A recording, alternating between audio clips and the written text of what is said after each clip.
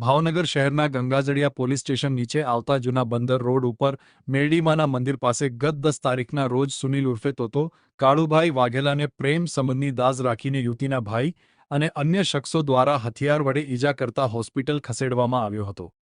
સુનિલ ઉર્ફે તોતો કાળુભાઈ વાઘેલાને મયુરીબેન નામની મહિલા સાથે પ્રેમ સંબંધ હોય છે। એની જાણ મયુરબેનના ભાઈ ધાર્મિકભાઈ શાંતિભાઈ વાજાને થતા ધાર્મિકભાઈ વાજા, સાહિલભાઈ દીપાભાઈ વાજા, વિષ્ણુભાઈ રાજેશભાઈ રાઠોડ અને અજાણ્યા 6 શખ્સોએ છરી, ધોકા, ધારિયા તલવાર જેવા ઘાતક હથિયાર વડે ઈજા પહોંચાડી હતી, જેને પગલે ઈજાગ્રસ્ત યુવાનને હોસ્પિટલમાં ખસેડાયો હતો। પોલીસે હુમલો કરનાર શખ્સોને ઝડપીને આગળની કાર્યવાહી હાથ ધરી છે।